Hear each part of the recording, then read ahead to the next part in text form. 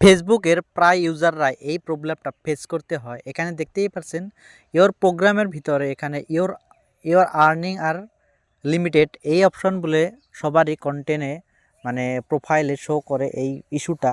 তবে এই ইস্যুটা আপনারা কিভাবে সলভ করবেন সেটাই আজকের এই ভিডিওতে সম্পূর্ণ দেখানো হয়েছে। ভিডিওটা স্কিপ না করে সম্পূর্ণ ভিডিওটা দেখার চেষ্টা করেন। সর্বপ্রথমে আপনারা ফেসবুক প্রোফাইলটা ঠিকঠাক আছে না নাই সেটা আপনারা চেক করে নিতে হবে। তার জন্য থ্রি ডটে ওকে করতে হবে। তারপর প্রোফাইল স্ট্যাটাস আপনার অপশনটা দেখতে পাচ্ছেন, সেখানে আপনারা টাচ করতে হবে। টাচ করার পরে এখান থেকে আপনার সমস্ত কিছু আপনারা দেখতে পারবেন। প্রোফাইলটা যদি গ্রিন টিক থাকে তবে আপনার প্রোফাইলটা ভাববেন আপনার প্রোফাইলটা সব ঠিকঠাক আছে, কিন্তু ঠিকঠাক থাকা সত্ত্বেও আপনার মানে আর্নিংয়ের মধ্যে লিমিটেড কেন দিয়েছে। আসলে এটা টেকনিক্যাল প্রবলেমের জন্য সেই প্রবলেমটা এসেছে। তবে সেটাকে সলভ করবার জন্য মানে সেই অপশনটা দেওয়া আছে, জাস্ট আপনারা ফলো করবেন, স্টেপগুলো ফলো করবেন। আপনারা সম্পূর্ণ স্টেপ বাই স্টেপ কাজগুলো করে দিলে আপনারা 2-3 দিনের ভিতরে সেই প্রবলেমটা রিজলভ করতে পারবেন। তবে সর্বপ্রথমে আপনারা ড্যাশবোর্ডে চলে যাবেন। ড্যাশবোর্ডে চলে যাওয়ার পরে তলে একটি ক্রিয়েটর সাপোর্ট দেখতে পাচ্ছেন, এখানে দেখতে পাচ্ছেন ক্রিয়েটর সাপোর্ট। জাস্ট আপনারা ওখানে টাচ করে দিবেন। টাচ করে দেওয়ার সঙ্গে সঙ্গে উপরে দেখতে পারবেন সাপোর্ট ইনবক্স,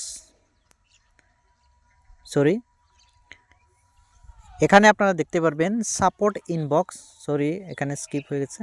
এখানে দেখতে পাচ্ছেন সাপোর্ট ইনবক্স। সাপোর্ট ইনবক্সের উপরে এখান থেকে আপনারা সমস্ত মানে কপিরাইট ভিডিওগুলো দেখতে পারবেন। এখানে দেখতে পাচ্ছেন নো রেকর্ডস, তার মানে আমার প্রোফাইলে এখনও কপিরাইট ভিডিও নেই। আপনারা আপনার প্রোফাইলটা চেক করে নেবেন সর্বপ্রথমে যে আপনার প্রোফাইলে কোনো কপিরাইট ভিডিও আছে কি না, সেই ভিডিওগুলো আপনারা ডিলিট করে নেবেন। তারপর আপনারা এখান থেকে আমি একটি ফর্ম সাবমিট করে দেখাবো। এখানে দেখতেই পাচ্ছেন এই টেকনিক্যাল ইস্যুর জন্য আপনার প্রোফাইলে মানে আর্নিংটা লিমিটেড করে দিচ্ছে। এই প্রবলেমটা সলভ করার জন্য এই ফর্মটা সাবমিট করতে হবে, মানে ফিডব্যাকটা দিতে হবে। এখানে ডিসক্রিপশনটা এখানে আমি দিয়ে দিচ্ছি।